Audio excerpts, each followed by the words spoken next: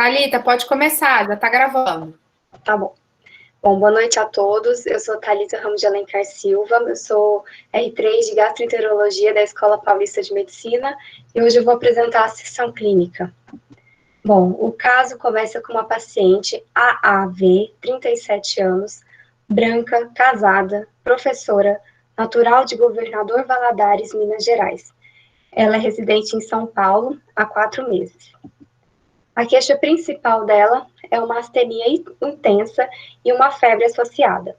A história da doença atual é que ela relata que há 21 dias antes da admissão, de procurar o pronto-socorro, ela apresentava uma queixa de astenia, hiporexia, perda ponderal não quantificada e uma dor no hipocôndrio direito. Além disso, ela relata também estar amarela e alguns episódios de febre aferida, cerca de 38,5, associada a calafrios ocorridos nos últimos 6 dias. Continuando a história da doença, ela procurou o atendimento médico no pronto-socorro, foi prescrito, então, ciprofloxacino, 500 mg, de 12 em 12 horas por 7 dias. Houve uma melhora da dor abdominal e da febre, porém, os sintomas retornaram após 4 dias de tratamento com antibiótico, associado à piora do amarelão, segundo ela. Bom, no interrogatório sintomatológico, é uma paciente que relata uma dispneia a esforços progressiva e, atualmente, essa dispneia está ocorrendo aos mínimos esforços. Ela nega tosse, nega mialgia, nega cefaleia, nega digiousia ou anosmia. Ela nega sintomas geniturinários, nega sintomas osteoarticulares e nega sintomas neurológicos. De antecedentes pessoais, ela tem uma colangite biliar primária, diagnosticado há 6 anos, e ela fazia o uso de Ustacol 300 mg ao dia, 300 mg 2 vezes ao dia. Isso, calculando para o peso dela, dá cerca de 10 mg por quilo por dia.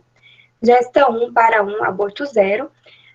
De cirurgias prévias, ela fez uma cesariana há 4 anos, nega alergias, e ela tem uma história de banho de rio na infância, quando ela morava em Minas Gerais. De hábitos de vida, ela nega tabagismo ou etilismo, e é uma paciente sedentária. No exame físico da admissão, ela estava desidratada, 1 cruz em 4, hipocorada, 3 cruzes em 4, ictérica, 2 cruzes em 4, com tempo de enchimento capilar de 3 segundos, um Glasgow de 15 e uma temperatura de 37,6. Ausculta cardiovascular, ela tinha ritmo cardíaco regular, 2 tempos, bulhas hiperfonéticas, porém sem sopros. Uma frequência cardíaca de 112 e uma pressão de 90 por 60. De aparelho respiratório, murmúrio vesicular positivo, sem ruídos adventícios, com uma frequência respiratória de 15 e uma saturação de 97% em ar ambiente. O abdômen estava plano, normotenso, com ruídos positivos, o baço era palpável e o fígado também, a 1 centímetro do rebordo costal direito. Ela tinha uma dor moderada, a palpação profunda do hipocôndrio direito e sem ascite. Membros inferiores sem edema e panturrilhas eram livres. Bom, esses foram os exames laboratoriais prévios que ela levou depois, e eu achei interessante. Da época do diagnóstico, esses exames. Da colangite.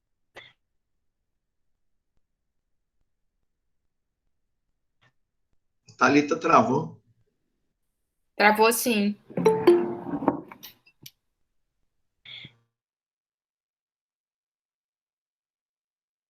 Vou mandar uma mensagem. Peraí.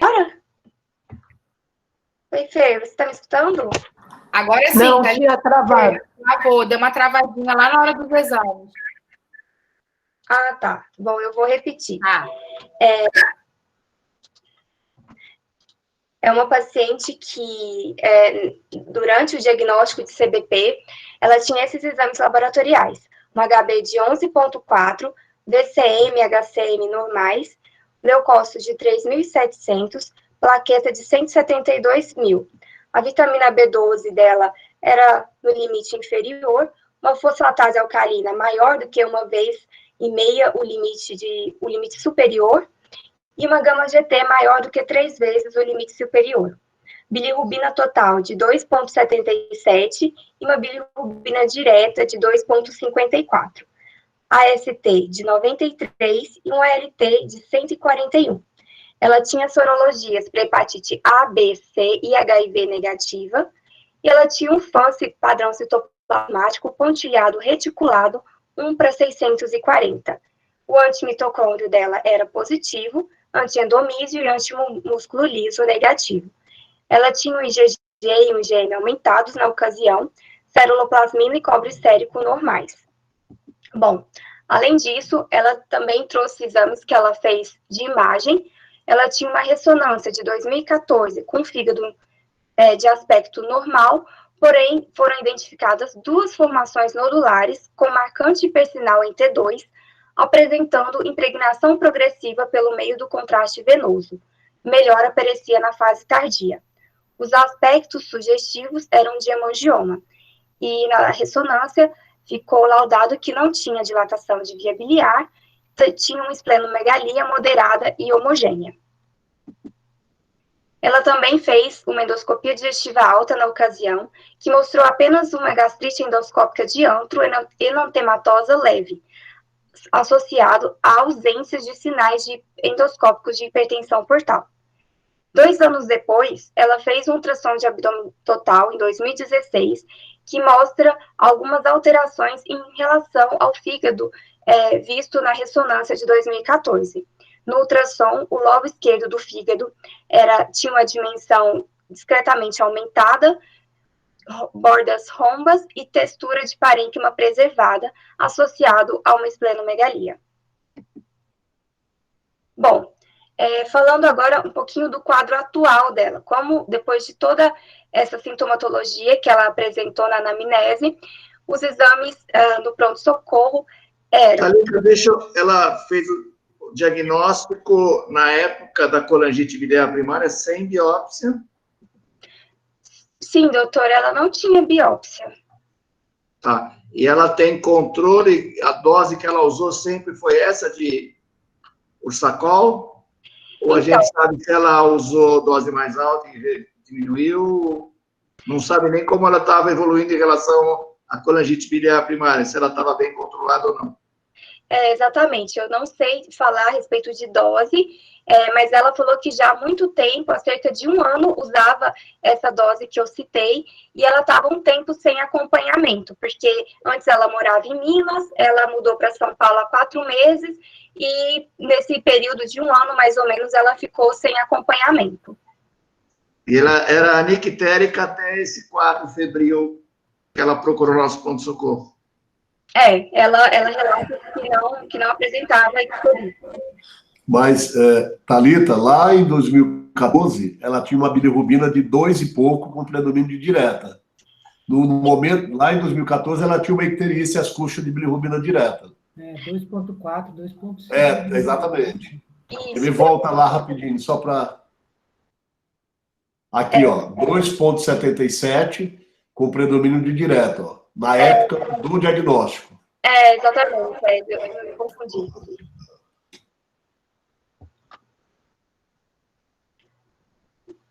Bom, podemos continuar?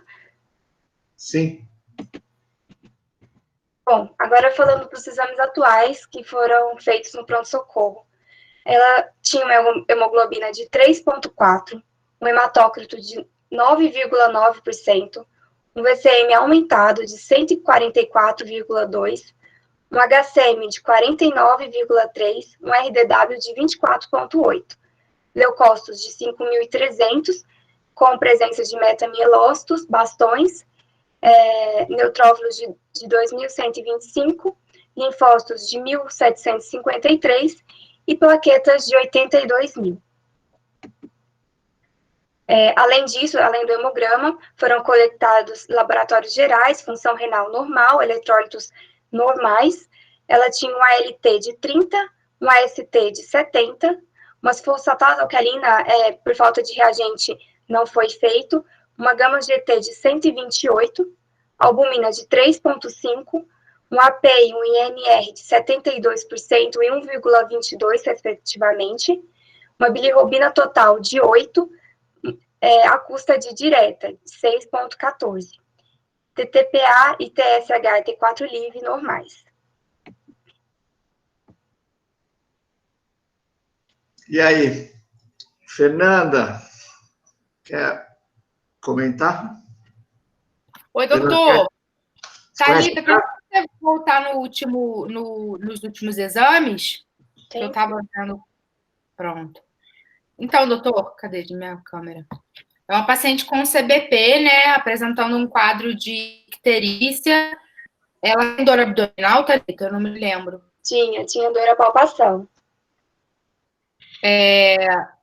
Ela sempre tem que pensar em colangite, né? Numa paciente com CBP ictérica, mas com dor abdominal a gente tem que ver também, pensar também possivelmente um quadro de litíase. Ela tem essa bilirrubina aumentada. Tem mais algum exame? Tem esse hemograma aqui. Caramba, 3,4 de hemoglobina. Aí me quebrou. Ela não tá perdendo em lugar nenhum, né, Thalita? Não tem nenhum sinal de sangramento. Não, nenhuma esterilização. Com esse VCM bem aumentado, não sei, talvez elas possam estar hemolizando. O RDW também está alterado. Não sei, doutora, eu pensaria principalmente numa colangite, mas com essa hemoglobina de 3,4, não sei se isso é crônico já. Alguém quer ajudar a Fernanda?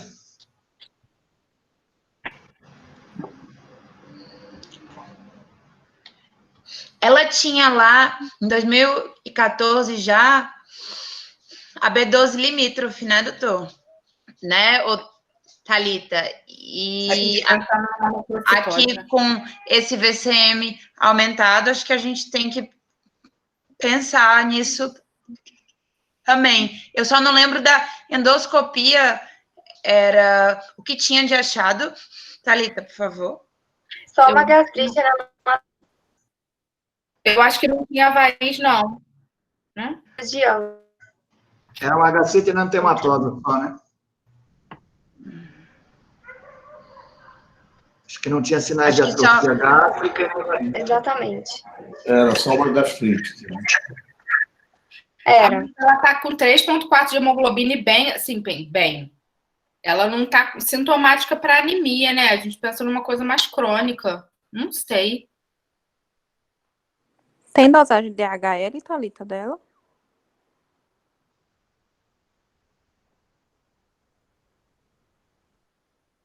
Thalita tá Tem travando. sim, mas próximo mês eu vou deixar. Ah, tá bom. Ah, tá. Eu só não vi a bilirrubina dela, as custas de que é de direta mesmo? E as custas de diretas. Tá, Ué, então tá. então já era hemólise, né? A doutora Virgínia Figueiredo quer ajudar nossas residentes? No sangue periférico, tem alguma observação desse hemograma dela? Alguma coisa que chamava atenção na periferia, não? Tipo o esquizócito, alguma coisa assim? Doutora, eu não me lembro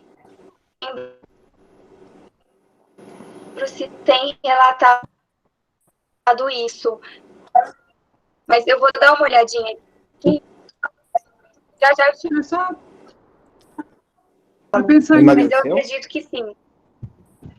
para pensar em hemólise, só que às vezes ajuda. E nem tinha reticulócito dessa entrada aí. A Thalita sumiu. Eu acho que não tem reticulócito, não, doutora. Eu não lembro de ter visto aqui. Não, né? Acho que a Thalita deu uma travada de novo. Eu vou trocar de ou tirar a imagem, às vezes melhora se você ficar só com o som.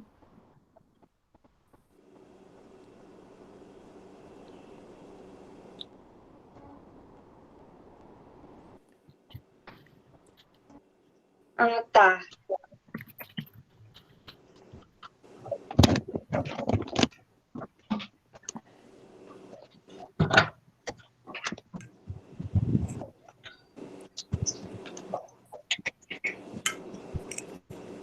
A Anitta está falando? Não, doutor, tô não. Eu só tô mudando de local aqui.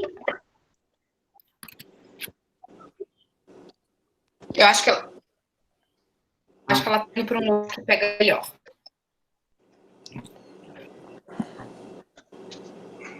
E aí, doutor Gama, o senhor concorda com a hipótese da Fernanda?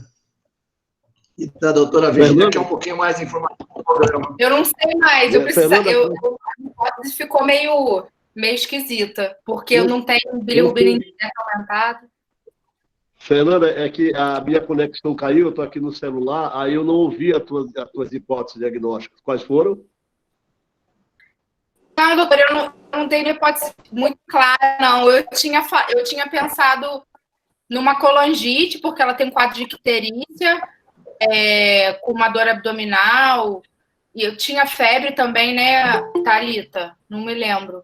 Isso, ela tinha, né? Sim, E aí, de repente, me apareceu para mim essa hemoglobina de 3,4, eu fiquei meio rogando alguma coisa, porque ela não teve exteriorização para ter essa anemia assim, mas ao mesmo tempo parece uma anemia crônica, porque ela parece que não tem muito sintoma sintoma para a gente pensar numa coisa mais aguda. E eu vi esse RDW alterado, pensei no hemólise, mas ao mesmo tempo ela não tem uma bilirrubina indireta, ela tem bilirrubina aumentada, mas não com pedramina indireta. Aí foi isso que eu tinha falado. Tem dosagem atual de B12 e ácido fólico? Não tem. O B12 eu acho que só tem um antigo, né, Thalita? Aquele que estava limítrofe, né? Tem. Eu coloquei nos próximos slides. Se o doutor Edu deixar eu passar, eu mostro. Eu posso só falar uma coisa? Ô, Jamila, sim. Com esses exames, então, a gente... Posso falar? Deixa a Janinha falar. Doutora, pode falar, doutora. É porque o diagnóstico de colangite biliar primária sem biópsia seria fosfatase alcalina acima de 2 vezes o limite superior do normal e antimitocôndria positivo. Então, como ela não tem biópsia, a gente não tem certeza absoluta que ela tem CBP, tem? Tem, ela tem esses exames prévios. Ela tem um antimitocôndria positivo, uma fosfatase aumentada também. Maior do que uma vez, né? 1,5 vezes. 1,5 vezes. E aí ela tem 104, né? Então, acima de 1,5 vezes está com antimitocôndria positivo e o citoplasmático reticulado, que sempre nos remete à mitocôndria, né? Num título alto, 1/640. Então, acho que independentemente da biópsia, e tem uma IgM alta também, embora a GG também esteja, mas independentemente da biópsia, acho que dá para fechar. Tá. Eu acho, só, a doutora Eduardo perguntou a respeito da impressão da Fernanda, aquela ideia inicial de febre, dor abdominal, icterícia, eu acho que caberia, sim, Fernanda, pensar nessa possibilidade inicial de colangite, né? Mas quando a gente olha esse hemograma com 3,4 de hemoglobina, o VCM de 144, o RDW de 24,8, quer dizer, ela tem uma anemia grave, não é? E que suporta aí hemodinamicamente, provavelmente porque ela é mais crônica do que, de fato, um quadro agudo, mas ela entra no universo dessas anemias macrocíticas, com VCM aqui estourado, de 144,2, e aí a gente pensaria, né, isso é deficiência de B12 ou de folato, ou isso é hemólise? As anemias macrocíticas são megaloblásticas ou não megaloblásticas. Ela já tinha uma B12 lá atrás de 190, né, por valor de referência maior que 191. Ela já tinha uma B12 no limite abaixo do normal. Será que essa paciente tem uma grave anemia macrocítica megaloblástica por deficiência de B12? E se isso se configurar, isso é uma anemia perniciosa numa paciente que já tem uma doença autoimune, que é a CBP? Ou essa paciente poderia estar num quadro de hemólise, mas estranhamente ela tem bilirrubina direta predominantemente elevada nesse momento aqui, ou nesse primeiro exame que foi mostrado, né? Mas eu, inicialmente, acho que o raciocínio caminha por aí, e chamando a atenção que em 2014 ela já tinha uma esplenomegalia no momento do diagnóstico da CBP, né? E essa esplenomegalia não somava-se a varizes de esôfago, e me parece que Agora, no futuro, no presente, eu não sei se ela tem, eu não lembro se tem algum exame de imagem, me parece que também não tem evidência de varizes esofágicas. Então, ela tem uma esplenomegalia desde 2014, né? E tem uma história epidemiológica aí de ter morado em Minas Gerais, tomado banho de rio lá no passado, quando criança, né? Será que essa esplenomegalia, né, ela traz à tona outro diagnóstico ou faz parte desse conjunto aqui que a gente tem que elaborar um único diagnóstico nessa paciente? Então, acho que a Thalita vai mostrar a sequência aí do andamento desse caso, né? Gordinho, os médicos de fígado estão indo bem na anemia?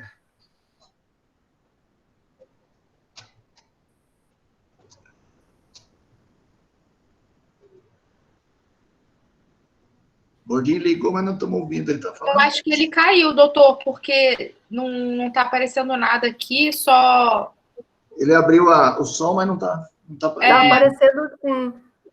Está aparecendo, doutor? Está aparecendo o nome dele, José Bordico, com sim, sim, não está mexendo o áudio, né? Como... Não sei se talvez tenha caído. Gordinho, está ouvindo a gente?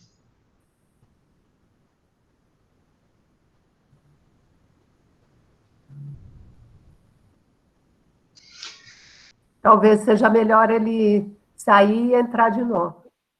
Teve uma hora que apareceu para mim aqui que ele tinha saído da sala, doutor. Por isso que não sei se ficou ruim a conexão e agora está mais ou menos. Vou dar mensagem para ele.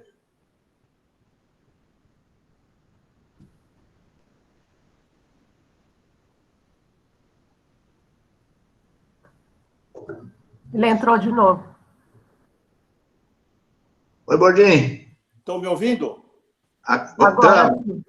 Tá, eu voltei para o iPad, eu fui no computador para ver se eu ia pôr alguns slides, mas daí o som não pegou. Não, eu falei que eu estou surpreso com o conhecimento hematológico aí.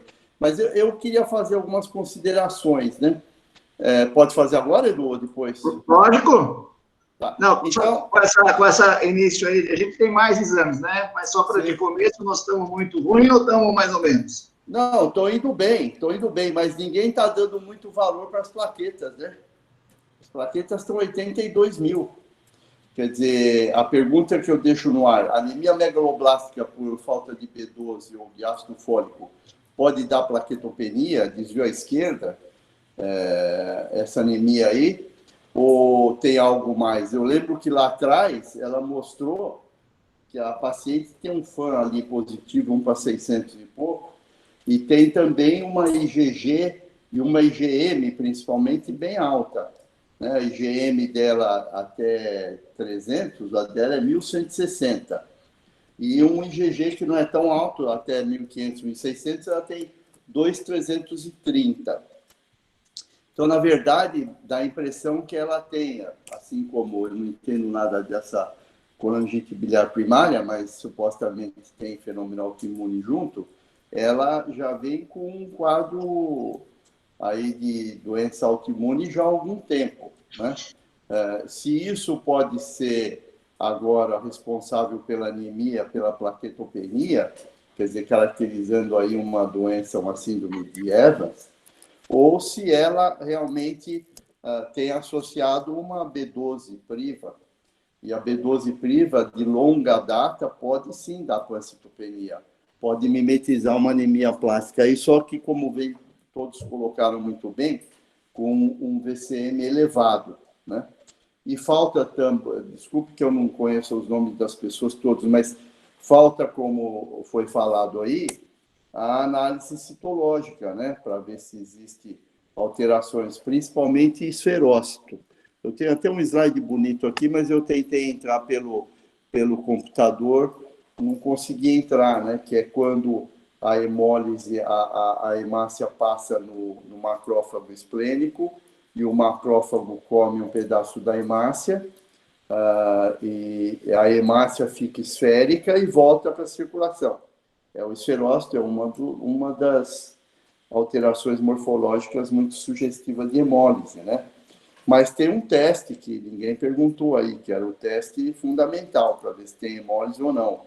Um teste que o inglês descreveu como uma viagem de Londres, entre Londres e Liverpool. Ele teve a ideia de que hemácias recobertas por imunoglobulina, se recebesse uma anti-imunoglobulina, elas se aglutinariam, o famoso teste de Cumbis, que ninguém pediu. Então, eu mantenho ainda a minha profissão intacta. Mas esse aí seria bom, porque poderia ser aí um teste de Cumbis positivo, ajudaria muito. Claro que não afastaria a deficiência de B12 associada, né? Mas isso é só para esquentar os tamborins aí, Edu. Você continua aí. Tá bom? Obrigado, Thalita? A Thalita caiu, doutor, de novo. Eu não sei se ela já voltou.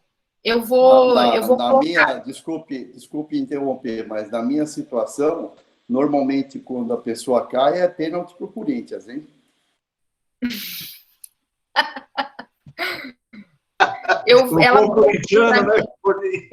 É que nem o sujeito que viu a sogra cair na varanda do apartamento e falou pênalti pro Corinthians. Desculpe a brincadeira. Imagina.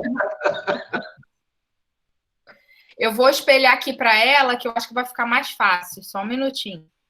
Thalita já voltou? Acho que não. Espera aí. Acho que não. O nome dela não aparece aqui, não. Ela me mandou aqui, eu vou... Qualquer coisa, se ela entrar, eu vou mostrando aqui para ela.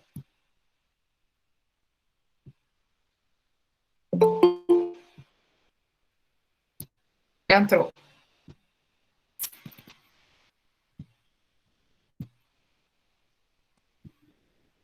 Thalita tá aí? Oi, Fer, tô sim. Se você puder apresentar para mim, porque a minha internet realmente não tá legal. Aí eu vou falando. Tá.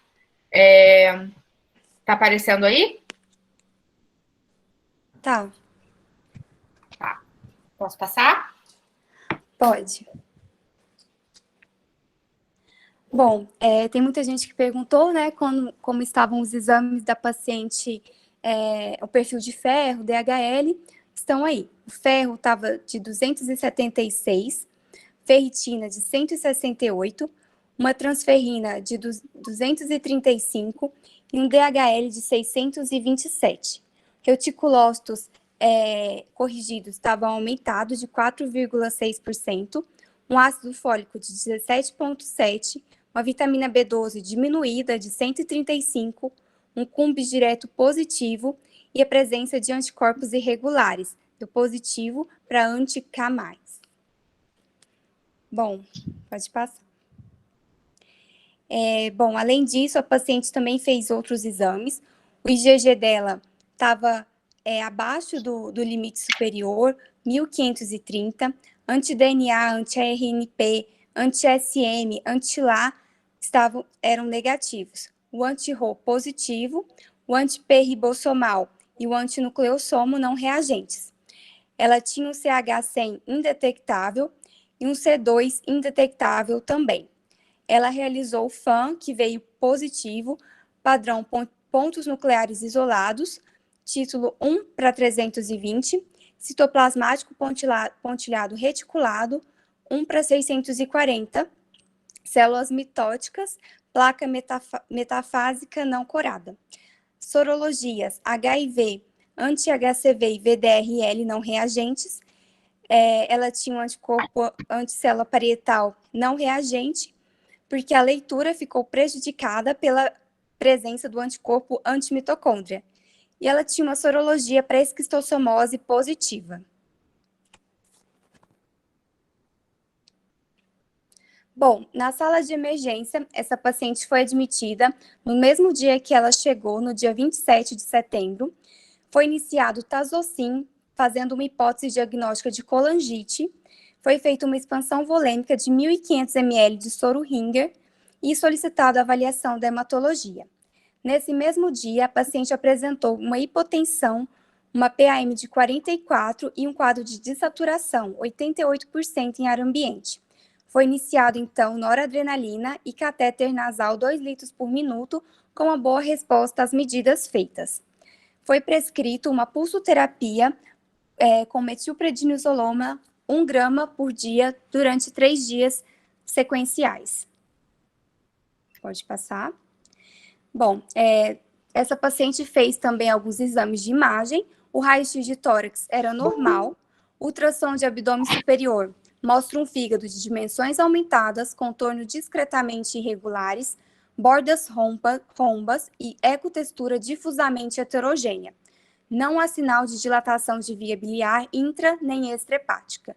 O baço apresenta dimensões marcadamente aumentadas, um índice esplênico de 188 e sinais de circulação colateral periesplênica. Não foi observado líquido na cavidade.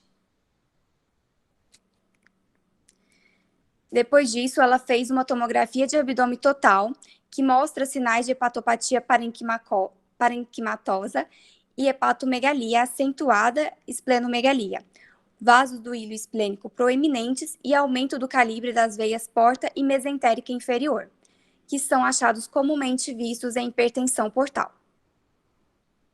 Próximo. Logo em seguida, depois da sala de emergência, no dia 28, essa paciente foi admitida na UTI, recebendo 2 concentrados de hemácia a princípio, iniciado reposição de vitamina B12, e lá na UTI ela ficou hemodinamicamente estável. Ficou uns dias na UTI e depois, no dia 1º de outubro, ela foi para a enfermaria.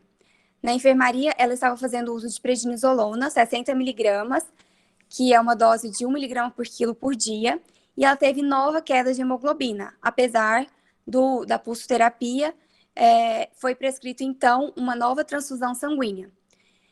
Ela fez o término de 7 dias de tazocin, pelaquela hipótese inicial de colangite, e um dia antes da alta, ela recebeu a primeira dose de rituximab, recebendo alta hospitalar no dia seguinte, no dia 8 de setembro.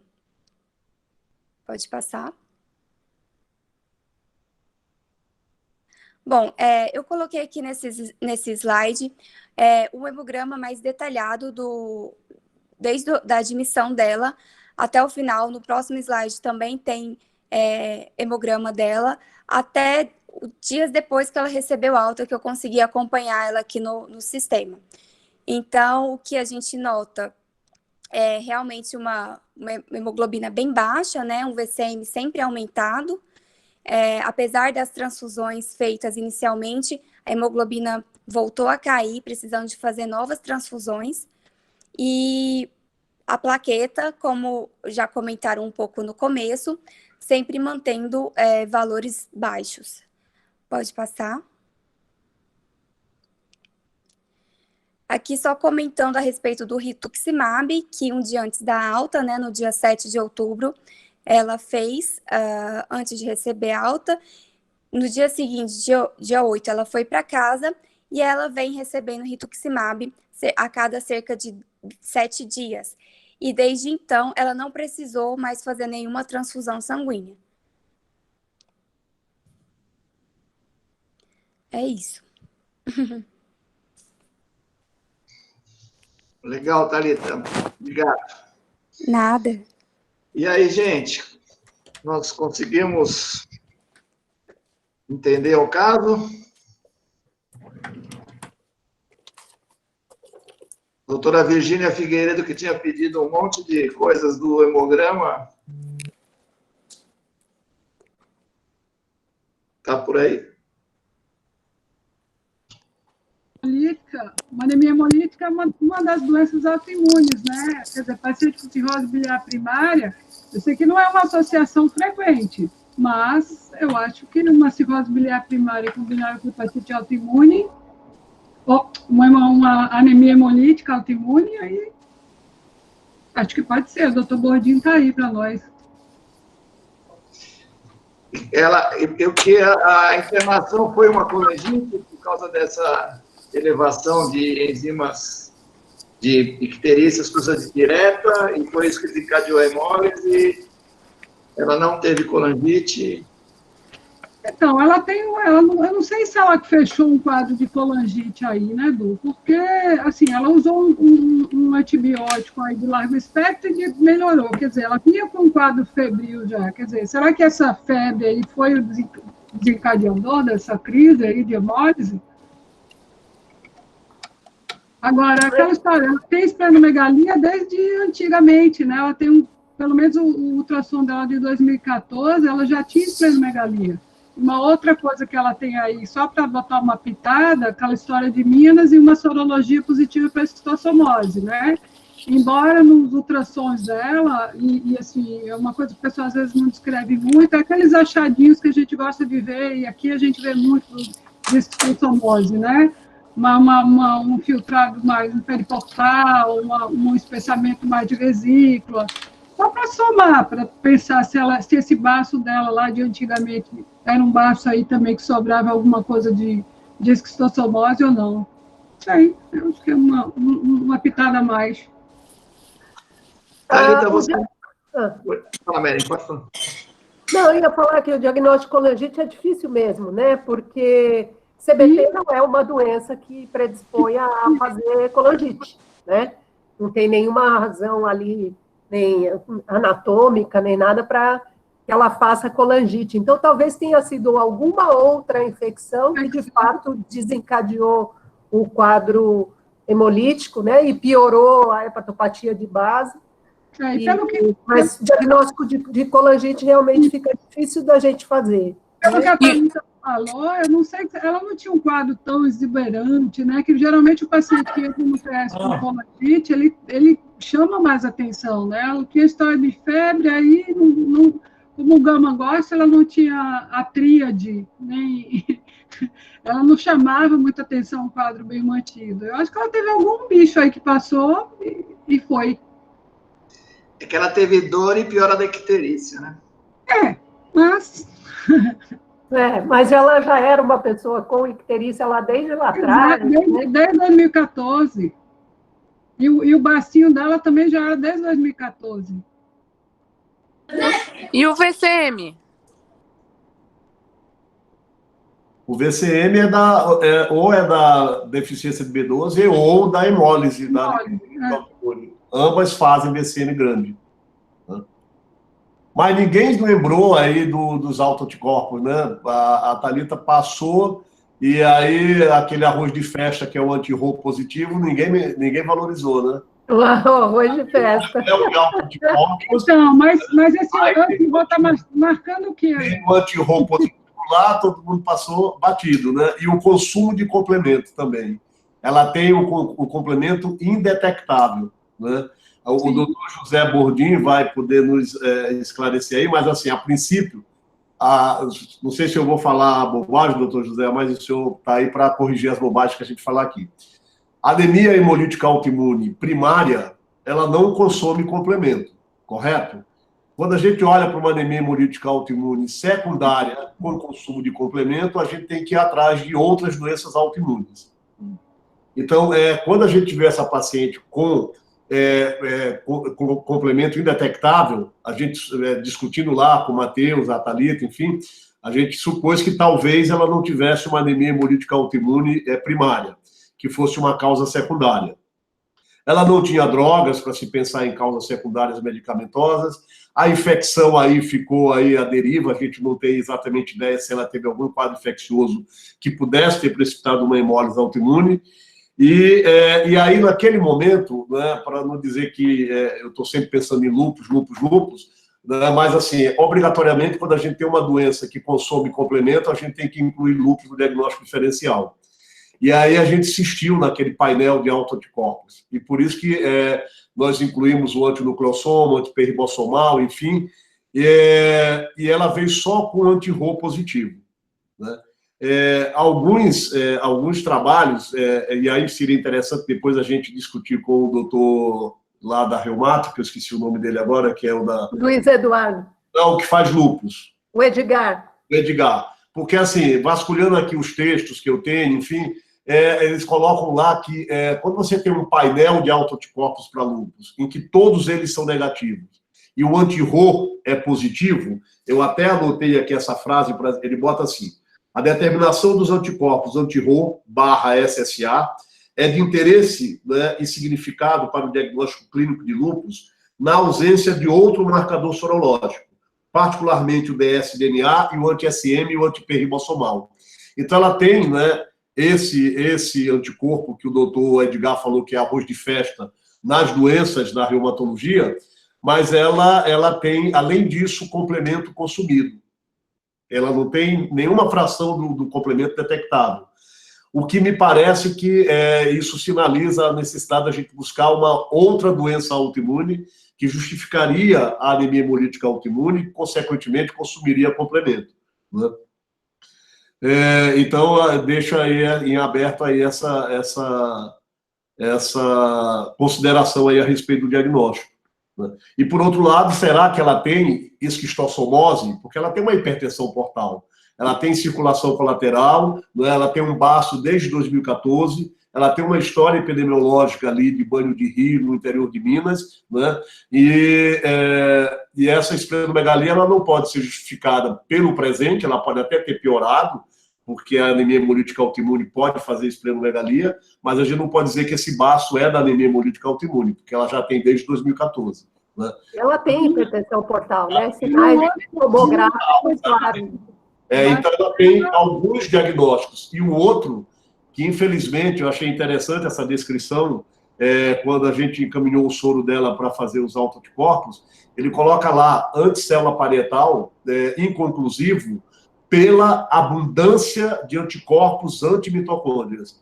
A Thalita esqueceu de colocar aí reforçar essa coisa, não é só anticorpo antimitocôndria, era uma abundância de anticorpo antimitocôndria que dificultava a conclusão de tinha ou não anticélula parietal, né? Então, outro aspecto interessante. Só antes do Gordinho fazer os comentários aí da anemia, queria perguntar uma coisa para vocês. Chega uma paciente no pronto-socorro com 3,5 de hemoglobina.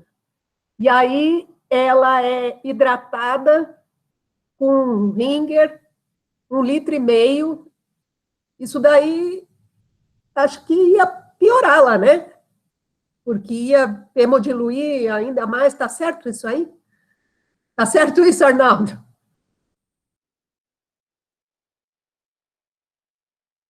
Responde aí, professor Gordinho.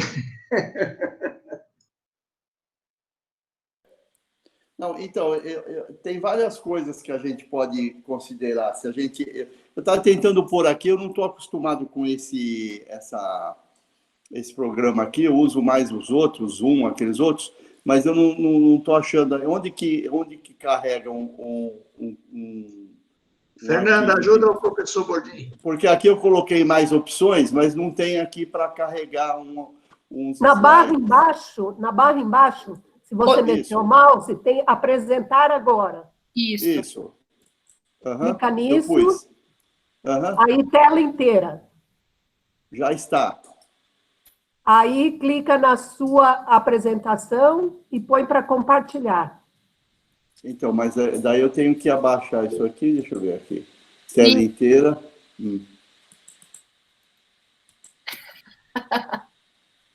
Vamos ver se vai aqui, senão eu vou falando. Doutor, se eu quiser mandar para mim também, eu espelho para o senhor. Ah, entendi. Espera aí, deixa eu ver se eu consigo aqui. Tela inteira, janela, aí você vai clicar na tela. Compartilhar.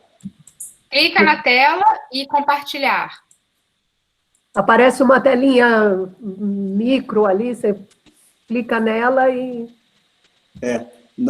mas aqui não tá, eu fiz exatamente isso, mas não está entrando. Vocês não conseguem ver não, né? Não. Espera aí, então. Você está em que e-mail? Pode mandar por WhatsApp também. Mas não, é mas F? Ele tá, são slides. Ah, tá. É F. F Chaves. Como é que é F? F Chaves. CHVS. Isso. @HU. hsp.org.br.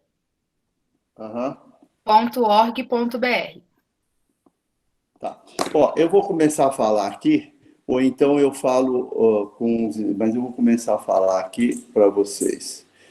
Então, a anemia hemolítica autoimune, na verdade, Lúcia, a sua pergunta foi muito interessante, porque existe sempre, nesses quadros de anemia profunda, que pode ter sido só hemólise, ou hemólise mais alguma coisa aí, falta de B12, como já foi discutido, pode ter realmente hemoglobinas muito baixas. Eu acho que a mais baixa que eu vi na vida foi de 1,8 gramas de um rapaz que tinha um linfoma tipo T. Então, daí já estou entrando na história de que a anemia hemolítica autoimune pode ser primária ou secundária, como já também foi muito bem dito aí.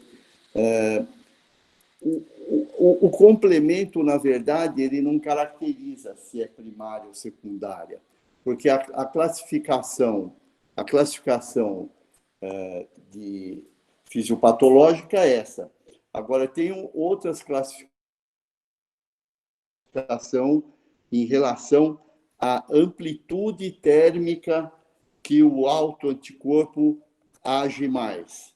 Então, daí, se ele age, se o anticorpo que foi detectado, e isso eu vou entrar daqui a pouco para saber mais sobre esse CUMBIS, for em relação a um anticorpo que reage mais a 37 graus, ela é chamada anemia hemolítica autoimune a quente. Por outro lado, se ela for um anticorpo que reage mais de 4 a 20 graus, então a anemia hemolítica é chamada a frio. Essa é uma classificação. Depois tem ainda uma outra classificação, que é em relação deixa eu achar aqui, eu estou mandando aqui para ela. Tem uma outra classificação que é em relação ao tipo de anticorpo. Se o anticorpo é quente, então ele provavelmente é uma IgG. Se ele é um anticorpo a frio, ele é uma IgM e consome complemento. O IgG raramente consome complemento. Então, quando a gente fala assim, teste de CUMBIS direto positivo, é pouco, porque aí teria que ver. O que foi feito aí foi pegar as hemácias dela e colocar como uma anti-imunoglobulina, um soro de CUMBIS, que é chamado policlonal. Ele reage tanto com IgG como com complemento. Então, você teria que fazer aí um teste de CUMBIS monoespecífico, não poliespecífico, que seria, então, reagente, um anti-IgG específico, um anticomplemento C3 específico. E aí você teria, então, a caracterização, se é um anticorpo mais provável a quente, que é o IgG, ou se é um complemento, que é um anticorpo a frio. Qual que é a diferença? O anticorpo a frio, ele pode ter realmente ação e consumir muito complemento.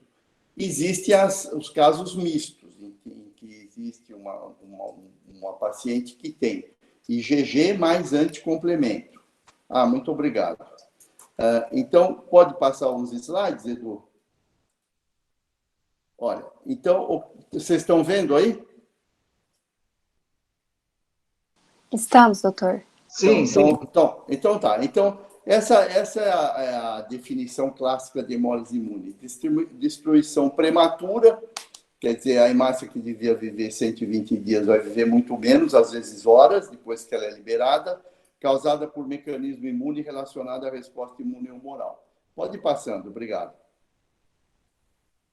Aí a patogênese, né? Antigamente se achava que isso daí era uma coisa mais simples, mas hoje, na verdade, você tem uma falência da tolerância, da autotolerância, né? Isso depende de controle genético. Tem, como também já foi falado aí, desencadeamento por situações ambientais, como infecções ou grandes traumas. e você tem, então, a ativação de clones autorreativos, que reagem, então, contra vários tipos de tecidos, mas aí, no nosso caso, contra a hemácia. Passa o próximo, por favor. Então, é esse balanço da ativação de linfócito e controle que você tem entre as células que são células T efetoras e células T regulatórias, né? E a partir daí você pode ter o desencadeamento, isso eu vou passar mais rápido, de reações contra o linfócito B, contra a hemácia a partir do linfócito B, que foi, de certo modo, ativado por clones T. Pode passar.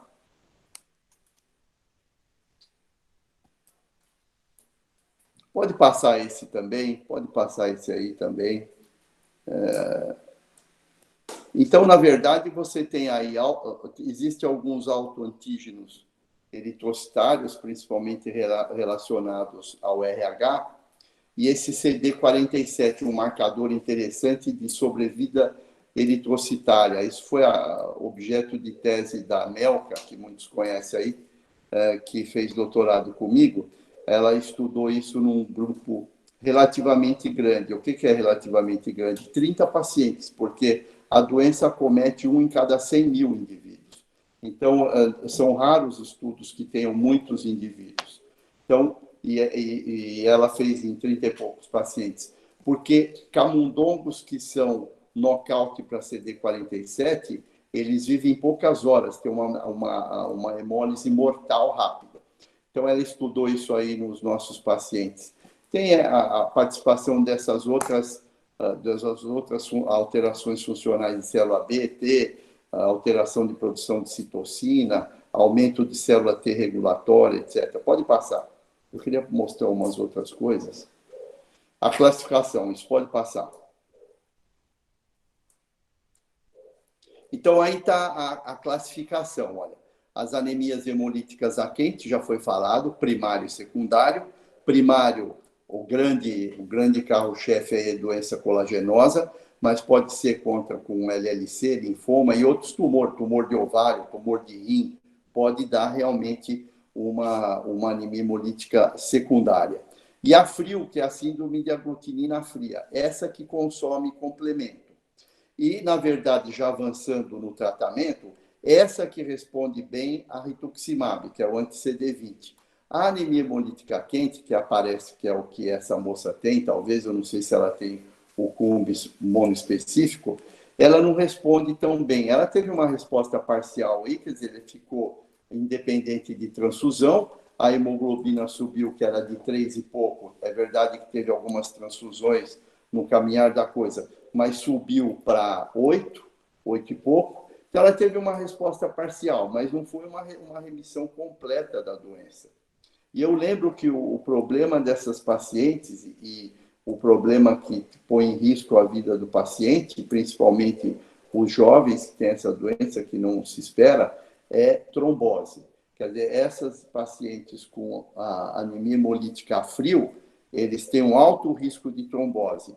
Então, tem protocolos atuais que, inclusive, indicam a anticoagulação nesses pacientes que têm anemia hemolítica a frio crônica. A quente também, mas principalmente a frio. Depois tem o tipo misto que eu falei e tem umas outras que também foi citada como por drogas, que não é o caso dela. Nessas todas, ela pode ter diminuição também das plaquetas, como a gente comentou. Só que foi bem colocado aí, é uma paciente que tem hipertensão portal. Eu não sei se também ela tem um certo grau de hiperesplanismo que está colaborando com a plaquetopenia, porque no tratamento da hemólise houve uma melhora da hemólise, mas a plaqueta não melhorou, pelo contrário, até abaixou um pouco em relação ao nível inicial de 80 mil, ela anda aí com 50, 60 mil. Então, não sei se também não tem um certo grau de hiperesplenismo colaborando. Pode passar o próximo? A diferença entre essas duas, não pode passar, esse é um caso de um caso que eu vi de Zika com uma auto-hemólise violenta. Então, a anemia hemolítica autoimune a quente, olha, é muito mais frequente em mulheres, idade média 20 a 30 anos, eu lembro que acho que ela começou com 33. A hemólise realmente é de início súbito, nesse caso dela, ela está com uma hemólise crônica, aparentemente, mas que teve um quadro agudo. E o quadro agudo, a pessoa pode realmente hemolizar até 1 litro de sangue em poucas horas. E a hemoglobina vai para esses níveis mesmo, 3, 4 gramas. O seguinte, a diferença da outra hemólise, pode passar, é a frio. Olha, a frio já a distribuição de sexo é muito parecido e são os indivíduos mais velhos. Esses daí que, inclusive, podem ter associado, e não é raro, a doença de Waldenström, que é, porque eu até pensei nisso no início do caso dela, que é uma linfocitose monoclonal, né, atualmente classificada como linfoma, e que tem IgM muito alta. E costuma dar hemólise a frio. Por que IgM? Porque o IgM fixa complemento, o IgG não. Então, o que acontece é que quando a hemácia liga a IgM na hemácia durante as extremidades, então, aquela síndrome de Renault, no pé, na mão, e principalmente a gente orienta o doente a usar luvas ou ficar sempre muito bem agasalhado, porque quando a hemácia ela sai da parte quente, que ela está com IgM grudada e fixou complemento, ela sai e ela passa. Quando ela vai para a periferia, ela volta e volta só com o complemento, que a IgM se desprende por causa do calor e do frio. No calor ela se desprende. Então, o que você detecta na hemácia é só o complemento e não a IgM ou a IgG. Pode seguir? Então, por isso a importância de fazer um combis monoespecífico com complemento. Aí é o tipo de anticorpo, né? Conforme eu já disse, o anticorpo, a destruição da hemólise a quente é um anticorpo policlonal IgG, que pode ter complemento associado também ou não, e a hemólise extravascular é no macrófago que tem receptor para IgG, e daí pode dar esplenomegalia mesmo. Enquanto que a outra é uma hemólise intravascular. Então, nesses casos de hemólise intravascular, muitas vezes, isso vocês podem me explicar melhor, você não vê um grau muito alto de bilirrubina indireta. E se o doente é hepatopata, então ele pode ter até predominância de direta por causa do fígado e pouca indireta se for a frio. Eu não sei qual que ela tem, me parece mais ser a quente, mas enfim, passa o próximo, por favor. Então, daí eu vou acabar logo, deixa eu só mostrar. Aí que está a coisa interessante. Esse é um dos maiores números de pacientes da literatura, olha, quase 540 pacientes. Metade é idiopática, mas a outra metade tem alguma coisa. 30% doença autoimune e 25% linfoma em geral. Linfoma ou mieloma ou alguma outra doença oncohematológica. Tumor sólido, que eu já falei. Passa o próximo, por favor. Então, esse outro grupo, 1.825 pacientes, é da Europa. A maioria é IgG mesmo, em alguns casos. Nós temos um caso na escola, até já pedi para a Melka publicar, que o paciente tinha IgG, IgA e IgM, e complemento. Só tem 7 casos, num total de quase 2.000. É raro ter vários anticorpos. O seguinte. Então, essa é a fagocitose do macrófago. Então, vocês vejam que o macrófago microfotografia, microscopia eletrônica, ele engloba a hemácia. O seguinte, no baço. Pode ocorrer também no fígado. Aí, é isso que eu falei, ele come um pedaço da hemácia, o seguinte. Então, o seguinte, e esse esferócito volta em circulação. Então, é uma hemácia microcítica com esferócitos. Vocês vejam nessas setinhas que tem alguns microesferócitos nas setas em vermelho. Mas nas setas em azul, são as células macrocíticas. E isso, provavelmente, é reticulócito. É o que dá o VCM alto. Então, o VCM alto, quando a gente vê muito alto, é porque a medula está tentando compensar e tem uma reticulocitose muito intensa. Passa o seguinte.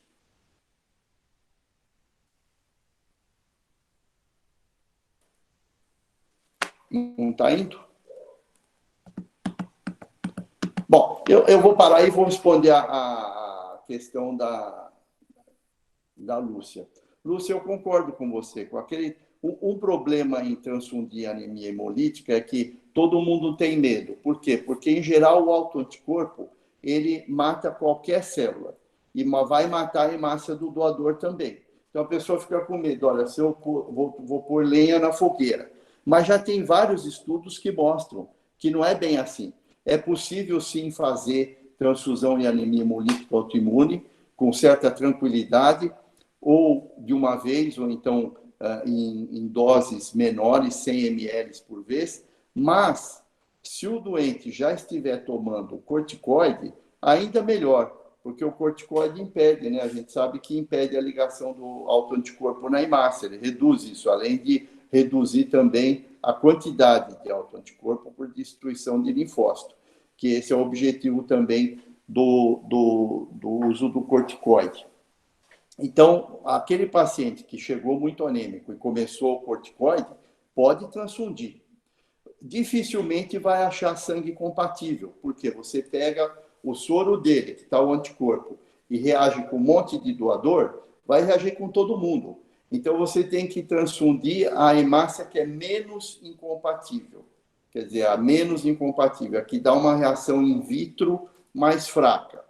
Por quê? Porque a reação in vitro mais fraca ajuda você a ter uma previsão de que essas células talvez sejam menos hemolizadas.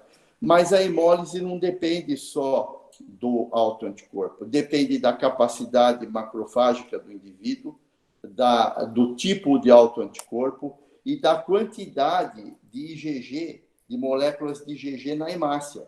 Então, por exemplo, o teste de Cumbres, esse clássico que a gente pede, normalmente é positivo só quando você tem um número de moléculas de IgG superior a 200 ou 300 por hemácia. Mas tem gente que hemoliza com menos porque tem um baço muito ávido, muito voraz. E tem gente que tem 400, 500 moléculas e não hemoliza tanto. Então, o corticoide ajuda tudo isso. Mas a gente tem usado, ou, entrando um pouco no tratamento, Eduardo, ou a metilprednisolona em pulso, ou o que se recomenda, principalmente na primária, hoje em dia, são ciclos com Decadron. Então, você usa Decadron de dose alta, 40 miligramas por dia, de 4 a 5 dias. E você pode aí associar, sim, o rituximab. O rituximab é um anti-CD20, ele vai destruir o linfócito que produz o autoanticorpo. Mas, por exemplo, a gente vê na evolução dessa moça, coitada, que ela não está tendo uma resposta que a gente gostaria, né? E aí começa o dilema. A anemia hemolítica autoimune, nós tivemos uma reunião, algum tempo atrás, até fora do país, numa mesa de 20 pessoas, pessoas que no mundo tratam disso. E eu fiz uma pergunta desafiadora lá, porque eu perguntei exatamente isso. Quem já viu anemia hemolítica autoimune curar? Quer dizer, é difícil. Cura é muito difícil. Você pode controlar, manter uma hemoglobina num nível, do ponto de vista cardíaco, satisfatório, e que a pessoa leve a vida, mas se ela não tiver uma causa secundária, que você vai lá e tira com a mão, por exemplo, você tratou o linfoma sumiu, a anemia hemolítica some. Ou você tem um tumor de ovário, você operou, a anemia hemolítica some. Esses casos primários são muito difíceis, muito difíceis. É uma qualidade de vida ruim e que você pode chegar até um certo ponto de controle, 9, 10 gramas de hemoglobina, independência de transfusão, mas é muito difícil o indivíduo ficar com uma hemólise curada medicamentosa, com medicamento. Você controla, mas não cura. E aí sim que entra a possibilidade de outros tratamentos. No caso, que sempre pergunto, e a imunoglobulina? A imunoglobulina também é igual a tratar PTI, né? Igual a tratar púrpura imune. Ela dá uma resposta transitória, mas também não resolve. Então, você dá a imunoglobulina enquanto você não tem outro tratamento fazendo efeito para ver se ajuda. E outros perguntam sobre plasmaférese. que também é complicado, porque o IgG ele é um anticorpo predominantemente extravascular. Então, não adianta você ficar tirando o plasma do indivíduo, que o IgG pode dar até rebote no futuro. Então, ela seria boa para os casos, seria boa. É um pouco mais aceitável. Ela não preenche critério para indicar aférese para plasmaférese para anemia hemolítica autoimune. Mas nos casos que tem IgM, aí sim pode ser mais satisfatória, porque a IgM é predominantemente intravascular. Então, o que a gente faz é isso, pulsoterapia, o Decadron, e associar rituximab.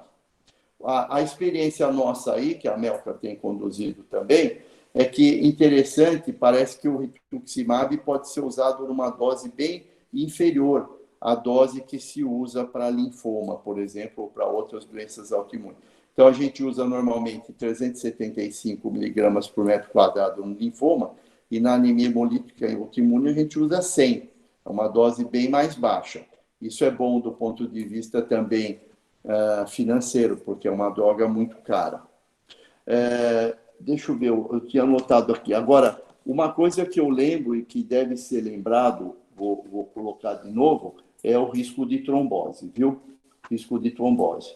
Então, isso é importante. O DHL dela estava alto, como nós vimos, e eu concordo com o Dr. Gama, que fala que a gente não pode desprezar esses outros autoanticorpos aí, não. Que ela pode, e eu lembro também que a anemia hemolítica autoimune pode ser precursora de uma doença autoimune sistêmica. Já vimos vários casos que começam com hemólise autoimune, depois de 1 ano, 2 anos, desenvolve ou lúpus, ou linfoma não Hodgkin, ou linfoma de Hodgkin. Então, pode ser que ela ainda tenha aí mais problemas pela frente, do ponto de vista autoimune.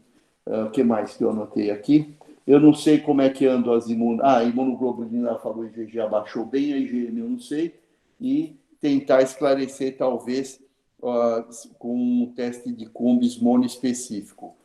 Isso você pode, quem estiver cuidando dela, pode falar com o hemocentro nosso, lá com a Melka também, que é a nossa médica, ou me falar, que eu passo para frente, para repetir esse Cumbis aí, ver se a gente não identifica melhor qual é o anticorpo.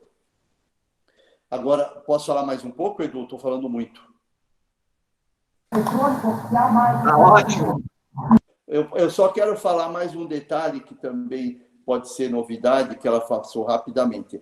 Cuidado, esse é um problema também na questão imunohematológica, é que o autoanticorpo pode mascarar aloanticorpos. Aloanticorpo, o que seria? Deve ter residente aí, o aluno, não sei. Seria aquela formação do anticorpo para um indivíduo que foi exposto a um antígeno que não lhe pertence. Então, no caso dela, ela tem um antiquel, anticar, que ela falou, aí é um antiquel.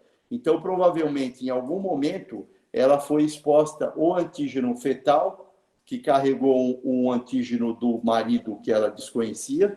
Então, ela fez um halo antiquel, ou em transfusão. Ela recebeu uma transfusão com hemácias quel positivo do doador e ela fez um halo antiquel.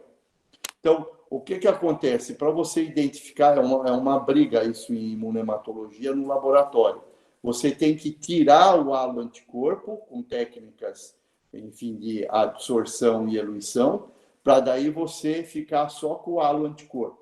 Por quê? Porque você vai transfundir. Se você faz o teste de compatibilidade, dá positivo, você acha que é do autoanticorpo, se for devido ao halo, ela pode ter uma hemólise, uma reação transfusional hemolítica aguda, que é muito grave, por um halo anticorpo eritrocitário, que não é ABO e nem RH, pertence a outro sistema. Nesse caso aí, ela tem um antiquel. Eu não me lembro se foi falado no início, se ela já teve partos ou não, se ela já teve gestações, mas ela pode ter desencadeado, ela pode ter feito esse anticorpo num estímulo ou gestacional ou transfusional. Então, tomar cuidado com isso também, e sempre que for pedir transfusão para ela ou for pedir teste, alertar no pedido que ela tem definido um halo antiquel, que eu acho que já foi definido aí por nós também. mas é bom lembrar sempre isso, tá? Eu acho que eu paro por aqui para ver o que mais pode ser comentado. O rituximab mantém quanto tempo? Olha, o rituximab, normalmente a gente faz impulso. Faz 4 doses, uma por semana, 4 doses, e não é para ficar dando eternamente, porque ou responde ou não responde. É um remédio extremamente caro, né? E que até você tem que perceber se ela mantém o nível da hemoglobina sem receber remédio. Quer dizer, que ela teria destruído um clone autorreativo. E daí ela consegue manter. Se você ficar dando, você não sabe o que vai acontecer. E o rituximab, Lúcia, porque como ele é um antilinfócito, ele aumenta o risco de doença também viral, principalmente, né? Então, normalmente, a gente acaba dando um Valtrex, alguma coisa preventiva para esses doentes. Porque eles tanto podem reativar, vocês sabem melhor que eu, pode reativar a hepatite, pode ter risco de herpes, enfim, doença ou doença viral, né? Então, normalmente, a gente não dá a longo prazo, não. Faz um pulso, pode repetir no futuro. Agora, um tratamento que a gente sempre deixa por último, mas que é eficaz, principalmente nos casos primários, é a esplenectomia. Quer dizer, se ela se mantiver dependente de transfusão nesse nível, se ela não responde a corticoide e rituximab, uma possibilidade é a esplenectomia, porque a hemólise, por isso tem que caracterizar se o anticorpo dela é IgG. Se for IgG, está mais indicado ainda, porque a hemólise é predominantemente esplênica. E só mais uma pergunta, Valdir, faz trombose por quê? Porque se for a hemólise intravascular, ela destrói células em circulação, expõe tecido em circulação. E ainda mais quando tem complemento. Nessa reunião que eu te disse que eu participei, essa indústria, ela está com... Vocês lembram da hemoglobinúria paroxística noturna, que é uma doença que destrói hemácia por complemento.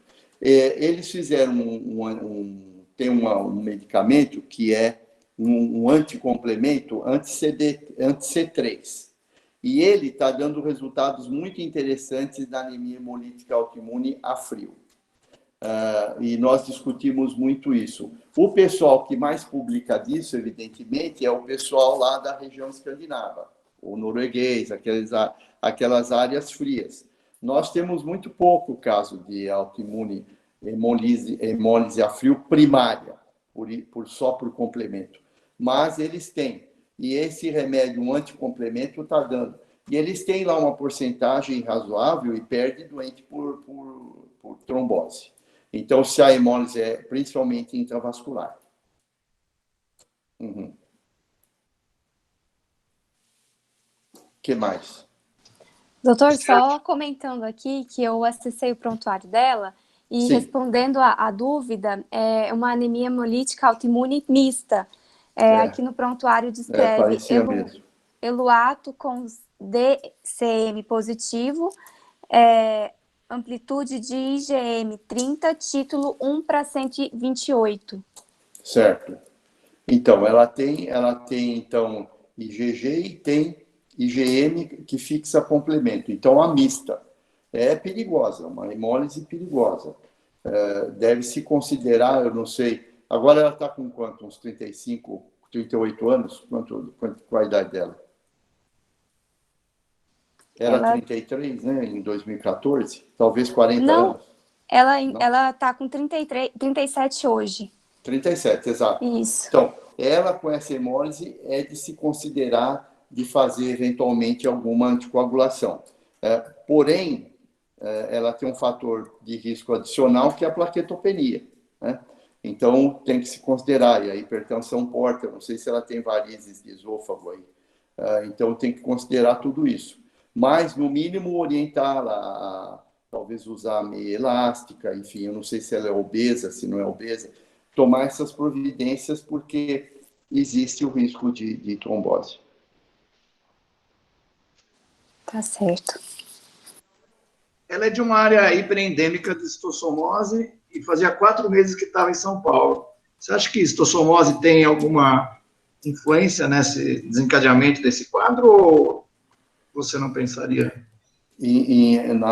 No quadro autoimune, eu nunca vi essa ligação. Na verdade, nunca vi essa ligação. Por exemplo, a gente estudou, numa outra tese, a gente estudou com leishmaniose. E quem tem leishmaniose tem um aumento de IgG em hemácia, uma parte considerável deles. Esquistossomose nunca estudei, não sei. Porque existe, além do Cumbis, existe um outro teste que é mais sensível, que é um teste enzimático, que chama ELAT. Ele, pelo ELAT fazendo uma curva enzimática, você consegue calcular o número de moléculas de IgG por glóbulo vermelho, né? Que o Cumbis não te dá. O Cumbis é mais grosseiro. Então, a gente consegue. Mas o que eu insisto, o número de moléculas só não é suficiente para predizer hemólise. No quadro dela, se ela tem um baço aumentado, deve estar facilitando também a destruição esplênica. Então, são fatores adicionais. Eu nunca vi nada de esquistossomose com hemólise autoimune.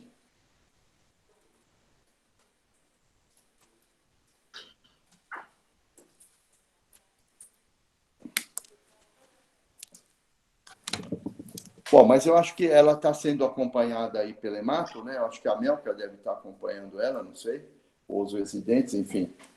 Ela está vendo na hemato da escola, né, Thalita? Isso, na hemato da escola. Então ela está no nosso ambulatório, Então ela está acompanhando, a Melka tem grande experiência nisso daí. Só para ilustrar mais um pouquinho, daí eu vou encerrar. Uma outra questão interessante, que a gente fez um outro doutorado, está para ser publicado, estamos acabando de escrever, que é bem original. A gente estudou metabolômica nesses pacientes com anemia hemolítica autoimune, para ver quais eram os resíduos, quais eram os metabólitos que poderiam estar aumentados ou diminuídos, enfim, nos pacientes. Também estudamos o paciente que estava em remissão, entenda-se, sem remédio e com hemoglobinas boas, 11, 11,5, assim. Outros que estavam com tratamento, enfim, para dar uma olhada em tudo. E tem realmente algumas substâncias que parecem ter relação com os quadros que entram em crise de hemólise de novo, que recidivam, né? Isso é puramente investigacional, não traz, não sei se no futuro alguma coisa em que se trate esse tipo de metabólito para redução, para ver se poderia ter um controle melhor da hemólise. Mas é uma outra linha interessante também. Então, eles têm muitas alterações que a gente precisa entender melhor. Tudo bem? Tudo bem, Bodinho. Obrigado. O Gama quer fazer alguma pergunta? O Gama quer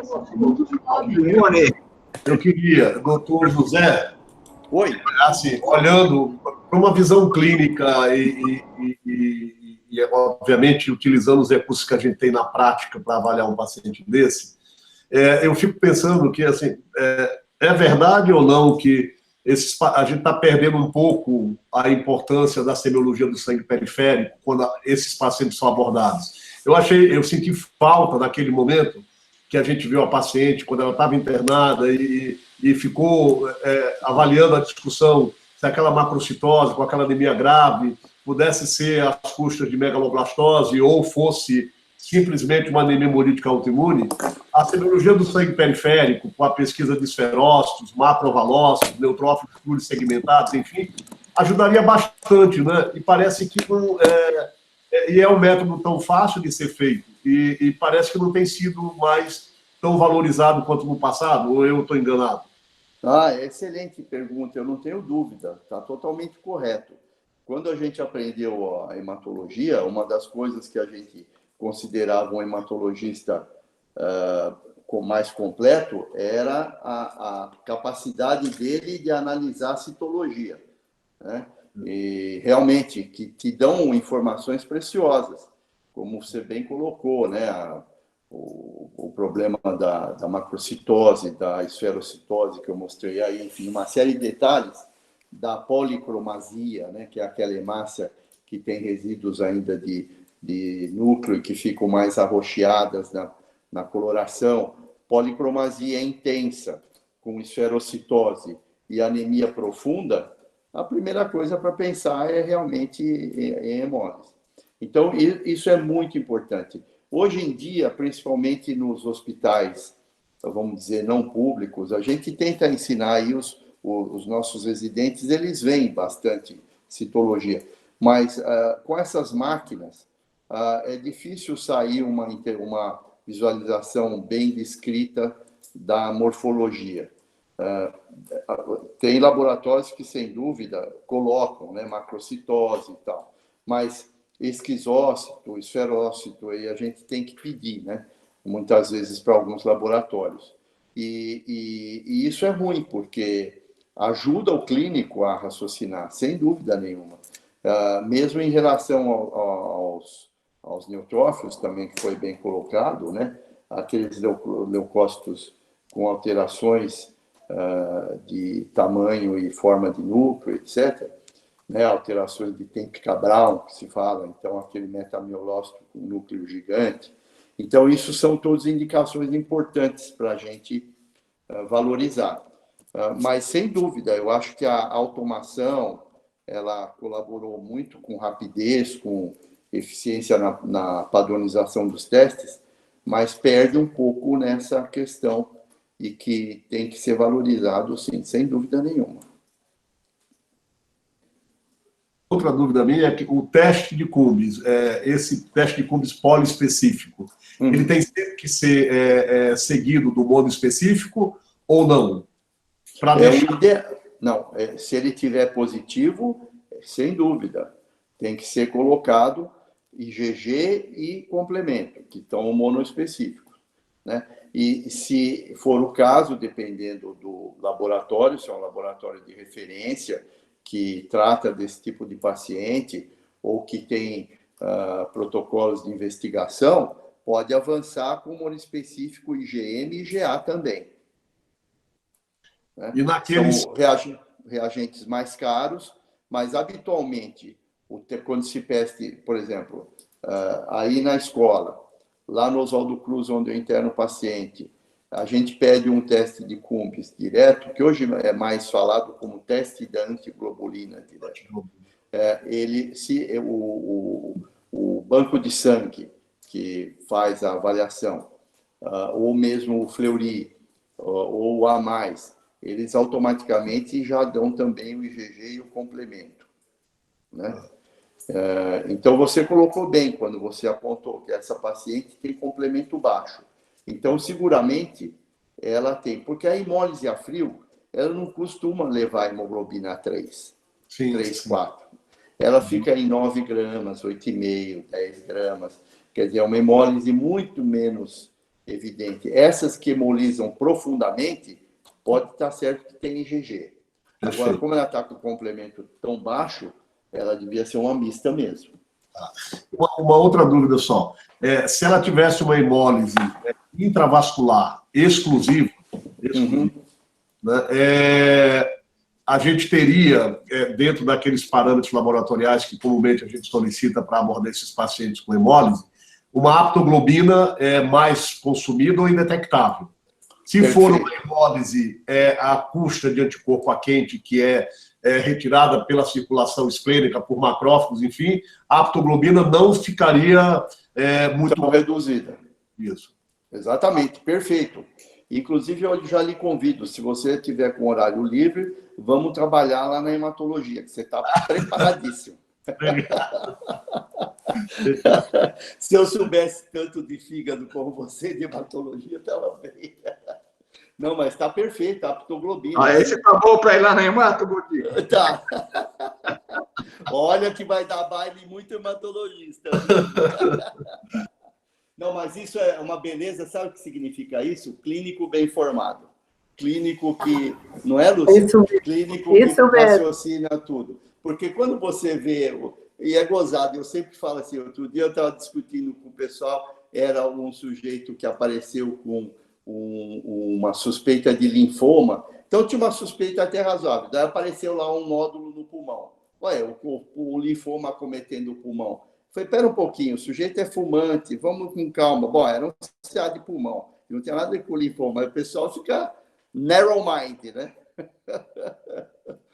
Mas isso é bonito de ver, discussões assim são bonitas para o pessoal escutar.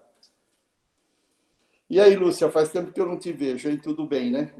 Tudo bem, tudo ótimo. Então, tá Foi bom. muito legal, obrigada, viu? Muito bom. Nada que é isso. Se vocês me liberarem, eu estou pronto para... Não, na verdade, eu quero tomar um banho. Primeiro. E talvez abrir um bom vinho, não é isso? Tá bom. Um abraço para vocês. Super obrigado pela presença. Obrigado pelo convite. Foi muito bom. Excelente. Obrigado. Muito bom.